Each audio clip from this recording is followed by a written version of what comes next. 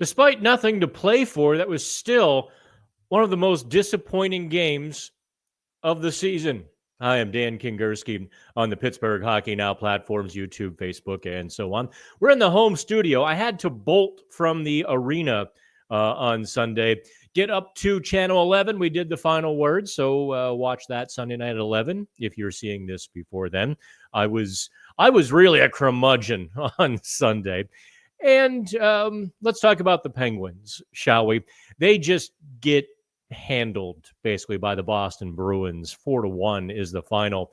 That score doesn't really do it justice.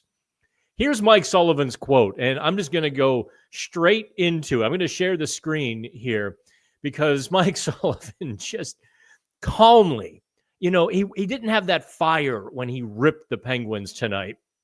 He had that calm parent demeanor. I'm just disappointed in you. Slow start, slow game. We had one guy, period. I thought our goaltender was terrific. Of course, that goaltender on Sunday was Tristan Jarry once again. The rest of it, it's hard to find a positive. End quote, Mike Sullivan. So that is, that's kind of it in the nutshell. The Penguins didn't really show up on Sunday, not until the third period. But even then, they peppered Jonas Korpisalo with, a good amount of shots. I think it was 12 or 13 in the third period, finally doubling their game total. But they weren't great shots. They really weren't a lot of high danger chances. They were just kind of shooting, hoping for something to happen. I don't know why, but I was more disappointed in Sunday's loss than I was for a lot of the malaise that we witnessed this season. And let me tell you why. Because they were kind of playing well on the road, having some fun. I mean, those games a couple of weeks ago in Tampa Bay and Buffalo notwithstanding, they've otherwise been playing sort of a free and enjoyable hockey. Now, the defensemen, as we've talked about numerous times, have been, not good.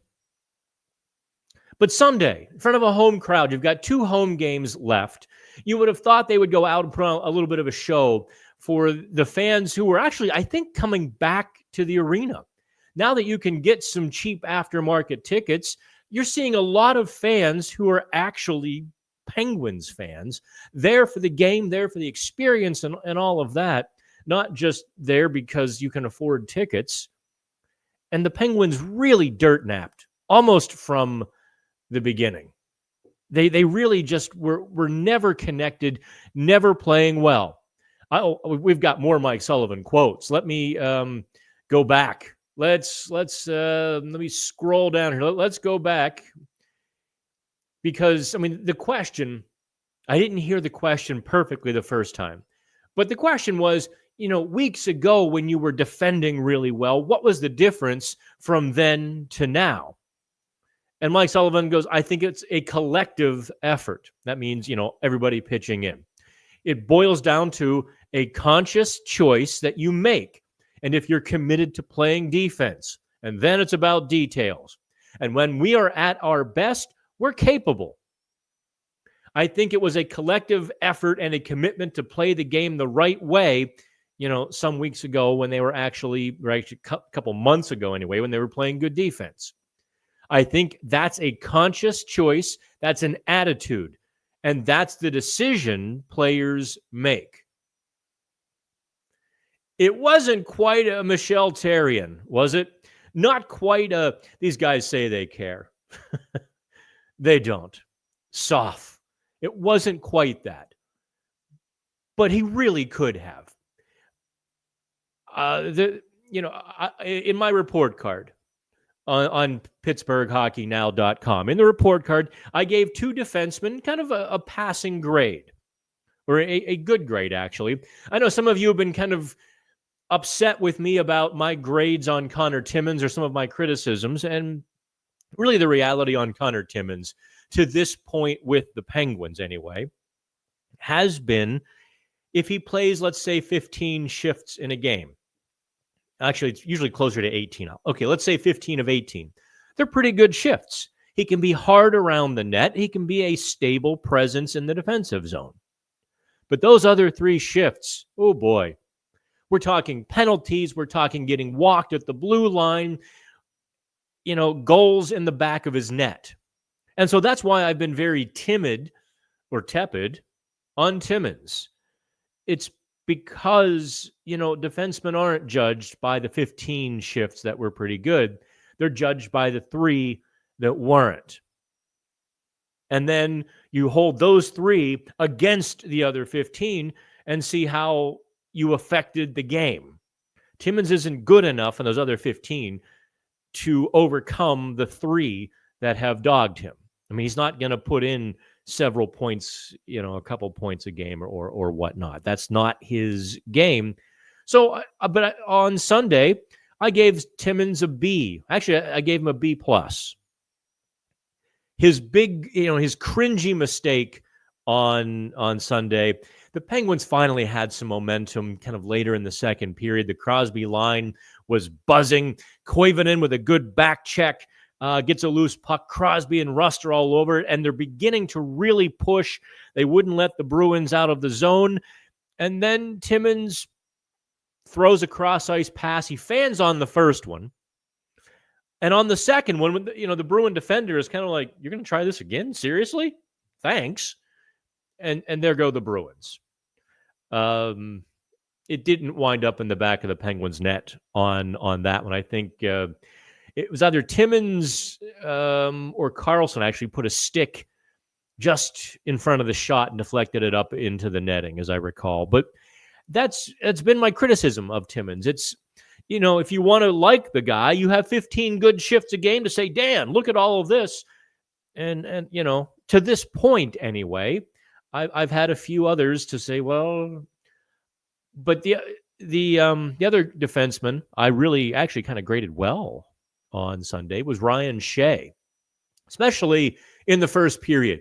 He had a good rub out on the wall, took away the puck, ended the play, and then he did it again, shortly thereafter. I thought he was engaged, though, I mean, as a third pairing defenseman, he's not getting a lot of ice time, and that's probably, that's the way life is on the third pairing, especially when you're trying to get momentum going. But he was solid. He was stable as well. The Sidney Crosby line, curiously, outshot their opponents 6-2. They outchanced their opponents 6-4, but they allowed 2 high danger chances to only 1. So that tells you kind of where the game was for the Penguins. I think Mike Sullivan's criticism goes much deeper than just the singular game, because he's talking about want to. He's talking about commitment and desire to play on the dirty end of the red line. And this team clearly has not. Let me share another screen here. Where is it? Yeah. Here's the goal with 2.5 seconds to go in the first period. Now, Elias Lindholm doesn't score on this shot that you're seeing. How he got past Chris Letang so easily, just breezed by him across the crease, that's one matter. Jarry makes the really good save. And another save. And Lindholm kind of keeps, in motion. Letang never contacts the body in a meaningful, way to stop. Never contacts the stick. And let me see. I think I can play it for like 3 seconds or something. Yeah, it's already in the net. By the time Letang gets a good shove on there. That's not good enough. That's the kind of stuff. Tristan Jarry was fantastic on Sunday. Absolutely. Tristan Jarry was darn near brilliant. I should show you my notebook. The first page was all Jarry. 6. That's twice the Marcias. I don't know what else to tell you. I think Mike Sullivan owes Kyle Dubas a pretty good conversation. not about Mike Sullivan's future, but about the roster construction. If you're not going to have talent, well, you darn well better have some honest hockey players. And the Penguins have a lack of honest players. They have a lot of guys who don't mind playing in the offensive zone. They have too many guys who half-heartedly go on to the other side of the red line. They have too many defensemen at this point who aren't defending hard. So it's really a bad situation. And this isn't just because they're out of the playoffs. This has been 2 years running.